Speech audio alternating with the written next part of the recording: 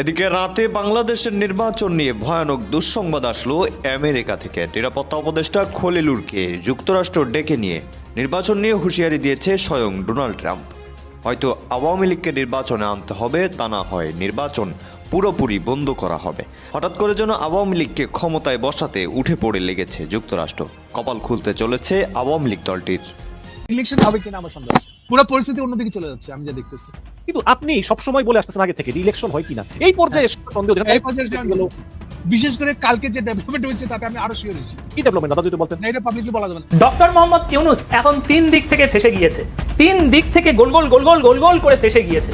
সোজা যুক্তরাষ্ট্র থেকে শেখ হাসিনার জন্য এখন সরাসরি সমর্থন এসছে। আওয়ামী লীগকে ক্ষমতায় বসাতে উঠে পড়ে লেগেছে যুক্তরাষ্ট্র। বাংলাদেশের নির্বাচন নিয়ে মুখ খুলেছে আমেরিকার প্রেসিডেন্ট ডোনাল্ড ট্রাম্প। এর মধ্যে নিরাপত্তা উপদেষ্টা খলিলুরকে আমেরিকা ডেকে নিয়ে সাফ জানিয়ে দিয়েছে ডোনাল্ড ট্রাম্প, আওয়ামী লীগকে ছাড়া নির্বাচন একেবারেই অসম্ভব। যে কোনো সময় বাংলাদেশের মোড় ঘুরে যেতে পারে।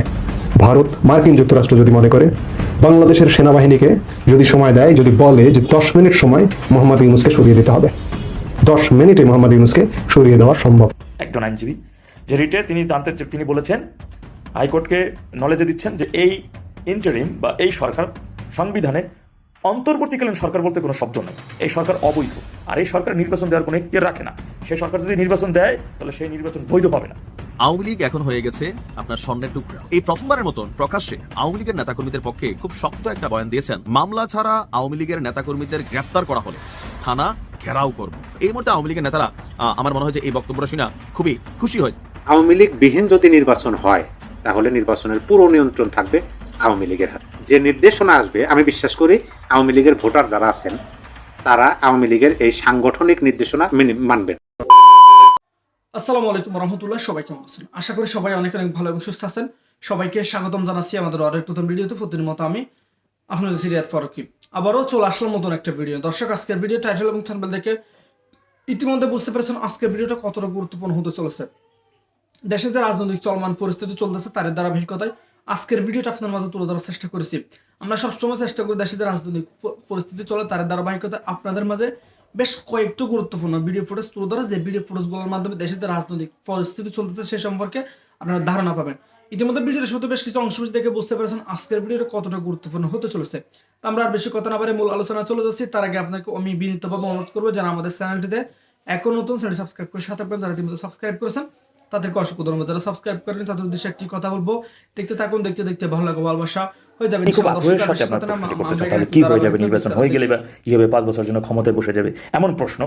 আসুন সেই বিষয়ে আমি একটু উত্তর দিচ্ছি। 12 তারিখ নির্বাচন হবে কি হবে না, দেখুন এই মুহূর্ত থেকে আমেরিকান যে নতুন রাষ্ট্রদূত আসার কথা তিনি শপথ নিয়েছেন, আপনারা জানেন তিনি আগামী 12 তারিখে বাংলাদেশে আসছেন, অর্থাৎ কাল বাদে পরশু দিনে তিনি বাংলাদেশে আসছেন। এরপরে তার কিছু রাজনৈতিক দলের সাথে তার বসার কথা রয়েছে, সেটি এর পরবর্তীতে দেখা যাক কি হয়। কিন্তু এতটুকু আমি এই মুহূর্ত থেকে বলতে পারি আপনাদের, 12 তারিখ এই এখন যেভাবে চলতেছে এভাবে নির্বাচন যদি 12 তারিখ হয়ে যায় তাহলে 12 তারিখের পরে ঠিক 10 দিনের মধ্যে বাংলাদেশের গৃহযুদ্ধ কনফার্ম। আর যদি 12 তারিখ নির্বাচন না হয়, যদি 3 মাস পরে নির্বাচন হয় তাহলে বাংলাদেশ শান্তিপূর্ণভাবে চলার একটা বন্দোবস্ত হবে বা সেই রাস্তাটা তৈরি হবে। এটা চিরন্তন সত্য। কেন বলছি কথাগুলো দেখুন, সেই রাষ্ট্রদূত আসবেন, তার বসার পরে আপনারা জানেন যে এই নির্বাচন বন্ধের জন্য বা এই সরকারের নির্বাচন করার কোনো এখতিয়ার নাই। এমন একটা রিট কিন্তু হাইকোর্টে চলমান, একটা রিট করছে একজন আইনজীবী।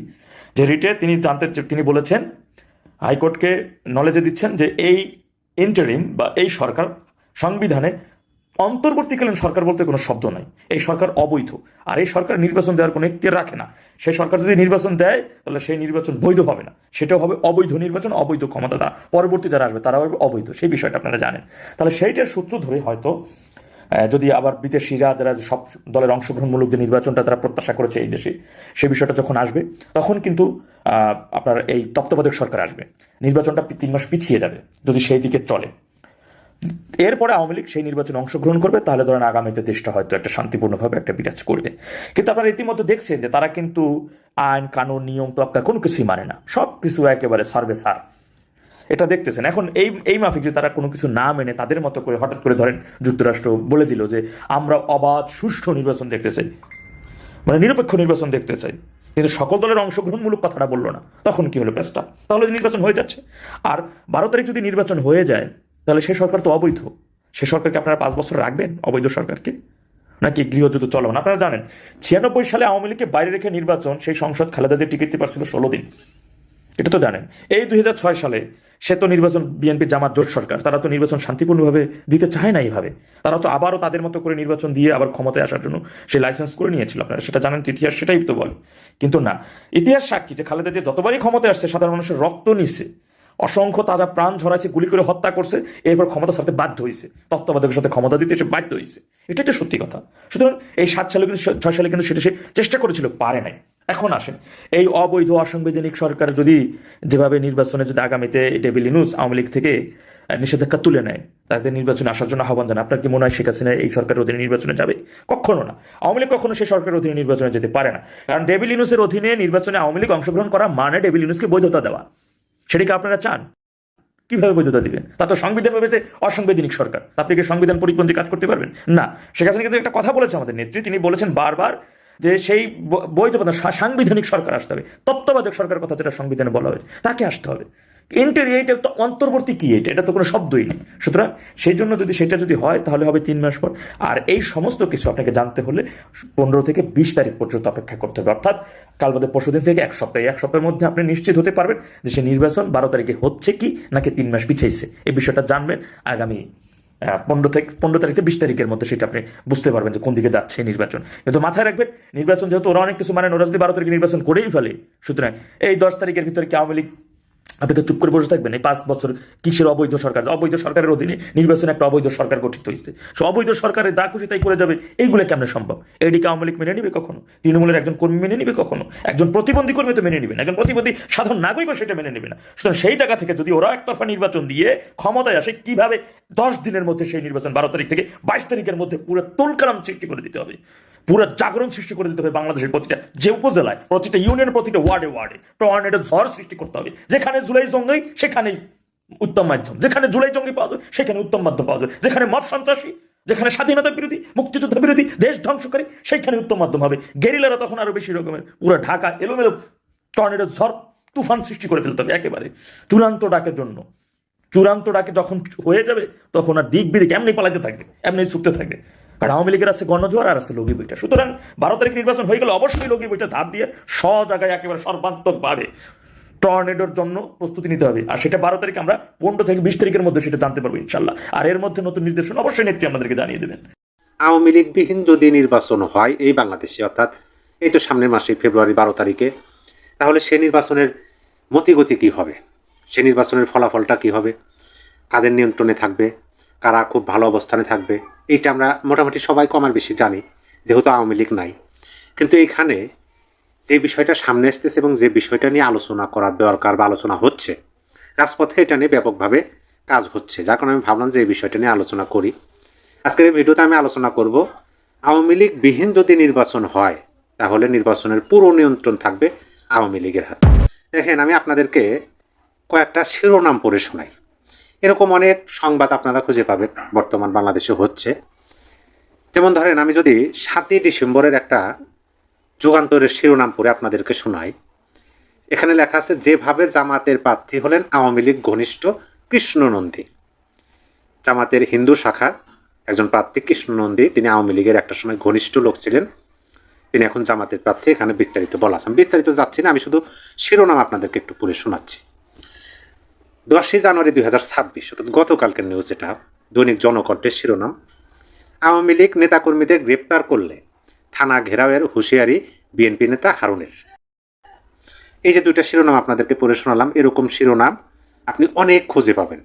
মানে অনেক বক্তব্য আমাদের সামনে আসতেছে, এখন আওয়ামী লীগের প্রতি সৌহার্দ্যপূর্ণ ব্যবহার দেখাতে চাচ্ছে। এটা আমি খারাপ হিসাবে দেখি না, কারণ বর্তমান সময় যদি আপনি দুইটা পক্ষ ধরেন, অনেক ছোট ছোট রাজনৈতিক দল আছে, কিন্তু আপনি পক্ষ দুইটা ধরেন, জামাতের নেতৃত্বে একটা পক্ষ, বিএনপির নেতৃত্বে একটা পক্ষ, এই দুইটা পক্ষের যদি আপনি নির্বাচনী কার্যকলাপ দেখেন, তাহলে তারা খুবভাবে আওয়ামী লীগের ভোটারদের, সমর্থকদের তারা আশ্বস্ত করার চেষ্টা করতেছে যে তারা তাদেরকে প্রোটেক্ট করবে, তাদেরকে সুরক্ষা প্রদান করবে, যে কোনো দিক থেকে, হামলা মামলা সকল কিছু থেকে, মব সকল কিছু থেকে তাদেরকে সুরক্ষা করবে।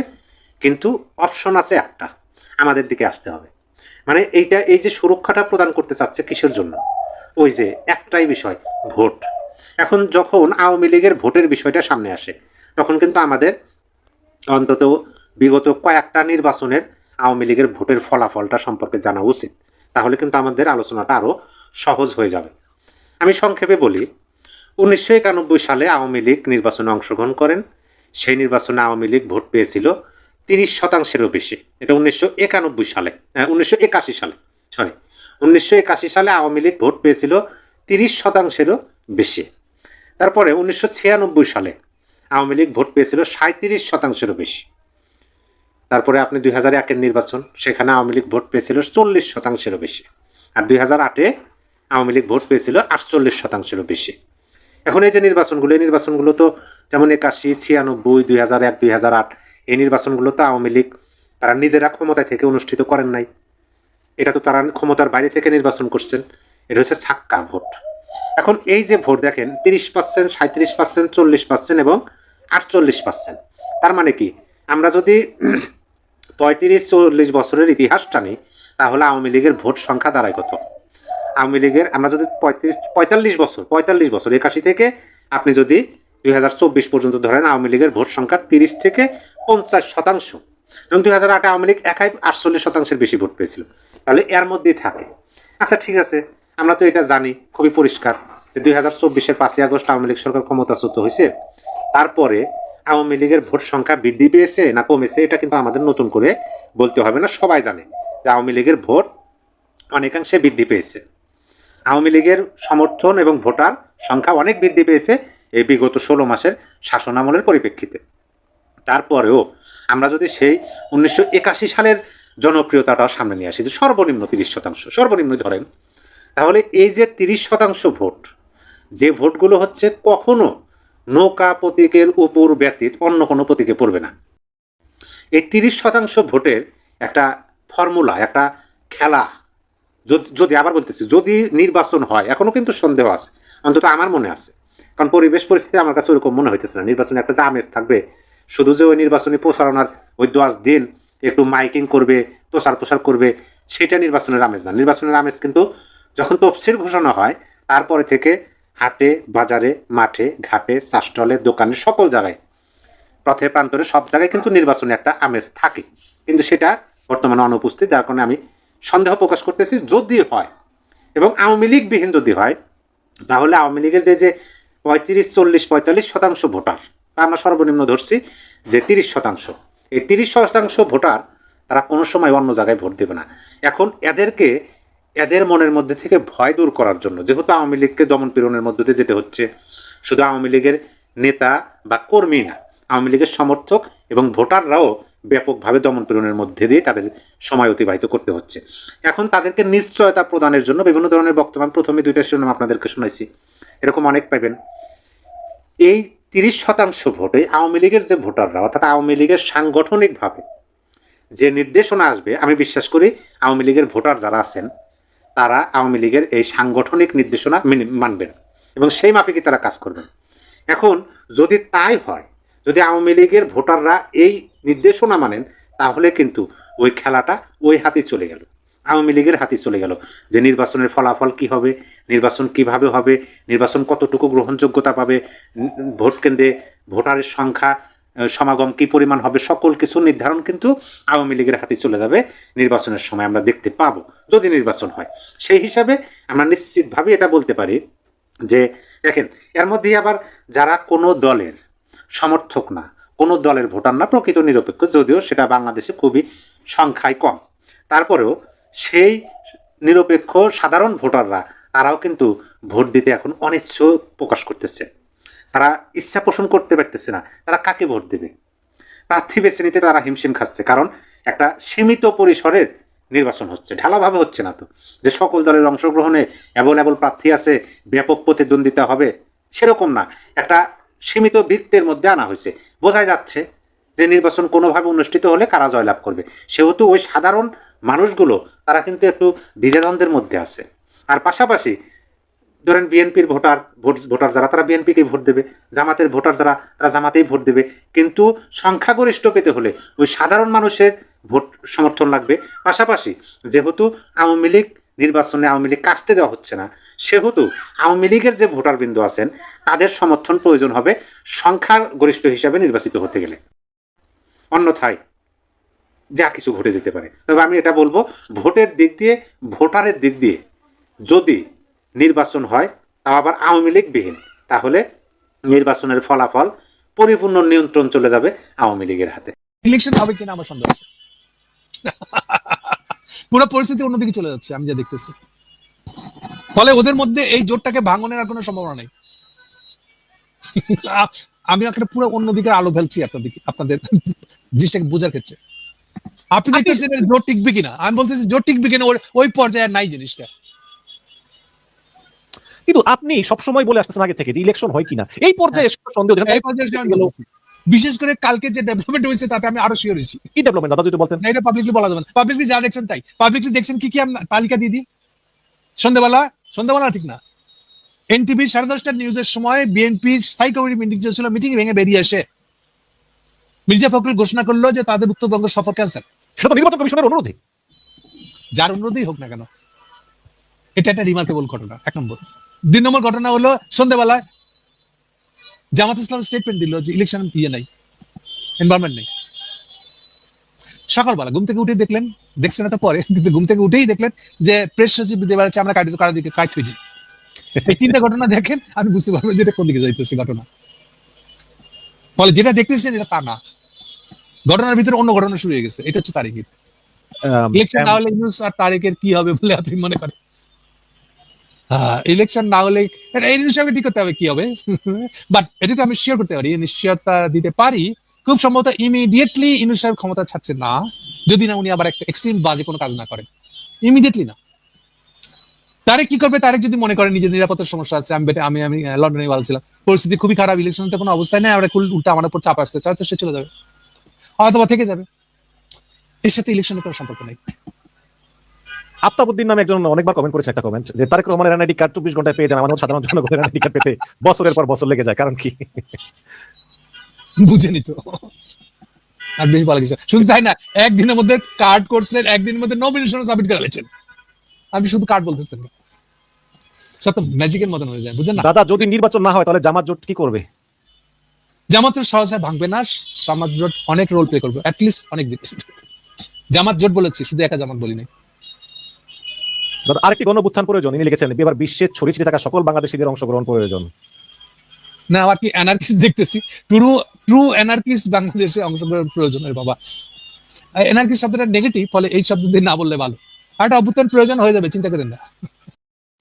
আওয়ামী লীগের বি টিম বিএনপি, হ্যাঁ এভাবেই সে তার কারণে চেষ্টা করছে, মুখে স্বীকার করে বা না স্বীকার করে। এখন অলরেডি এটা বিএনপির প্রার্থী যারা, তারা বলা শুরু করছে, এই হচ্ছে নিউ ডেভেলপমেন্ট, নিউ আগাইছে কত দূর, এটার মাপকাঠি হলো এটা। ওই যে হারুন চাঁপাইনবাবগঞ্জে, হারুন অলরেডি বলা শুরু করছে না, আগে বলতো মির্জা ফখরুল, এখন শুরু হয়েছিল ঠাকুরগাঁ দিয়ে, এখন চাঁপাইনবাবগঞ্জ তাইছে, বাকিটা ঢাকা ঢুকবে কখন তখন দেখে। একজন একটা কঠিন প্রশ্ন করেছেন, সেটা হচ্ছে ছোট জুলাই নিয়ে অনেক কনফিডেন্স ছিলাম, হতাশ মনে হচ্ছে, কাউকে পাওয়া যাচ্ছে না যে দ্বিতীয় জেলা শুরু করার মতন। আমরা কি আদৌ, আমি মনে করি যদি আপনারা স্ট্রংলি ধরে বসে থাকেন, আমরা অবশ্যই জিতব। আমার মনে হয় আমি উত্তর দিয়েছি আপনাকে। Thank you. নেক্সট দাদা, what happens if Tareq Rahman and Dr. Yunus negotiations fail? Does that mean that there will be election on 12 of February? উনি ইলেকশন লিখে ফেলেছে। আমি যতটুকু জানি অ্যাজ ইনফরমেশন, তারেকের সাথে ইউনুসের কোন ডিলের সম্ভাবনা আস্তে আস্তে নাই হয়ে গেছে। কিছু আছে, কিন্তু হবে কিনা অন্তত ইউনুস সাহেবের দিক থেকে ইউনুস সাহেব মনে করে না যে কোনো সম্ভাবনা আছে। আমি যতটুকু ইনফরমেশন রাখি, এগুলো একটা। সেকেন্ড, এর মানে কি হয়ে গেল না, যদি নেগোসিয়েশনটা ফেল করে তাহলে তো আর এই 12 ফেব্রুয়ারি সিলেকশনের তো সুযোগ নেই। সিলেকশনটা তো ওটারই পার্ট, যদি নেগোসিয়েশন হয় তাহলে তার পার্ট ছিল ওইটা।